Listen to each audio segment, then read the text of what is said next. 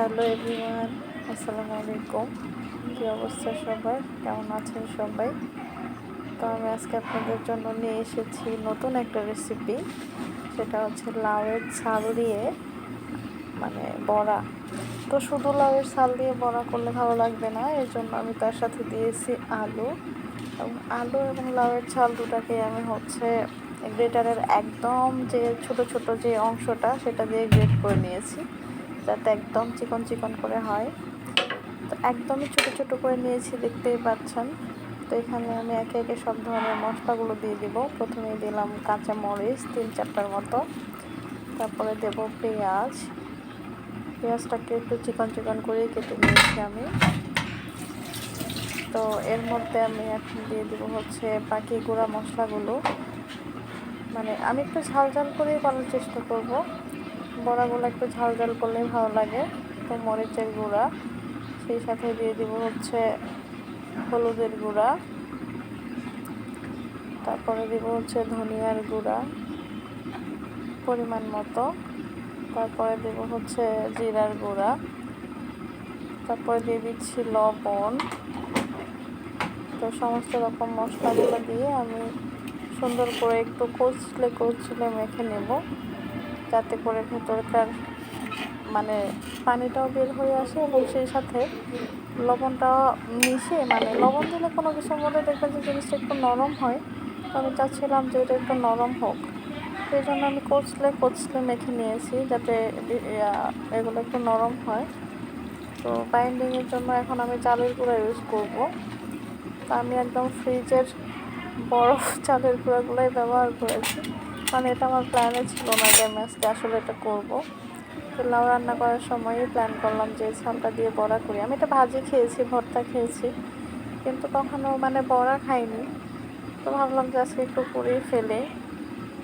তো আমি এখানে প্রথমে অল্প একটু দিয়েছি, লাগলে আরও দিব। তো অল্প একটু দিয়ে তারপর মেখে নিয়েছি। এটা একটু সুন্দর করে মাখতে হবে, কারণ পরে না হলে আবার ভাজি করার সময় প্রবলেম হয়ে যাবে, খেতে যদি ভালো না লাগে। আসলে প্রথমবার করতেছি তো, এই জন্য আর কি ভয়ে ভয়ে মাখাচ্ছিলাম, কিন্তু বিশ্বাস করেন বড়াটা এত মজা হয়েছিল, যেমন ক্রিসপি হয়েছিল, খুবই মজাদার হয়েছিল।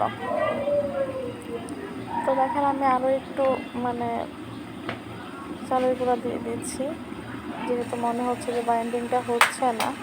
এটা দেওয়ার পরে আমি সর্বশেষ দিয়ে দিচ্ছি একটা ডিম দিয়ে আমি খুব বেশিক্ষণ মাখাবো না, এটা আমি আলতোভাবে মিশিয়ে নিব, যাতে করে বাইন্ডিংটা ঠিক থাকে, ভাজার পরেও যেন কোনো রকমের সমস্যা না হয়। আসলে প্রথমবার বানাচ্ছি, ভাবতেছিলাম যে কোনো রকম প্রবলেম হয়ে যায় যদি, খুব ভয়ে ভয়ে বানাচ্ছিলাম।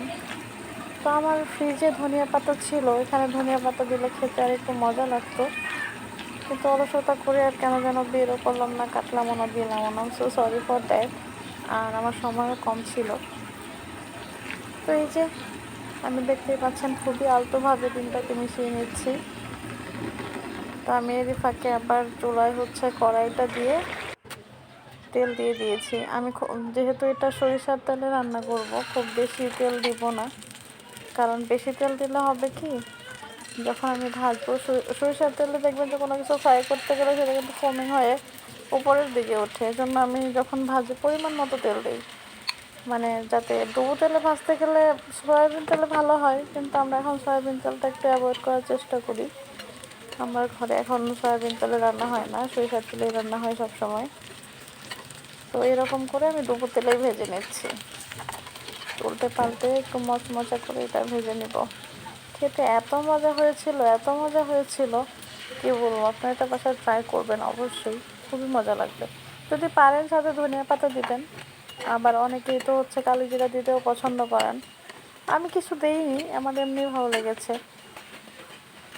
তো আমি এটা কখনো খাইনি এর আগে, কখনো ওইভাবে চেষ্টাও করা হয়নি। তো সাডেনলি কেন যেন ইচ্ছে করলো। এবার বাসায় গেছিলাম, গ্রামের বাসায়, তখন দেখেছিলাম যে আমার বড়বউ, আমার কাকিরা এটা ভাজি করে, আলু দিয়ে মিক্স করে। তো আমি এটাকে আরেকটু ইউটিলাইজ করে ভাবলাম যে একটু বড়া তৈরি করি, কেমন লাগে খেতে। আমার হাজব্যান্ডও খুবই পছন্দ করেছে এটা। আর যে কোনো দেখবেন যে এরকম ফ্রাই আইটেম কিন্তু খেতে অনেক মজা লাগে, আমার কাছে মজা লাগে, আপনাদের কাছে কেমন লাগে আমি জানি না। তো এভাবে আমি সবগুলোকে বানিয়ে নিচ্ছি। বানিয়ে নিয়ে তারপর হচ্ছে আমি এটা গরম ভাতের সাথে খাবো। ইভেন বানানোর পাশাপাশি আমি খেয়েও নিয়েছিলাম বেশ কয়েকটা, যেহেতু আমার বড়া টড়া খেতে খুবই ভালো লাগে আর কি। তো যাই হোক, আপনারা অবশ্যই এটা বাসায় ট্রাই করবেন। সবার জন্য অনেক অনেক শুভকামনা, অনেক অনেক ভালোবাসা। আমি এখন বিদায় নিচ্ছি। সবাই ভালো থাকবেন। আল্লাহ হাফেজ।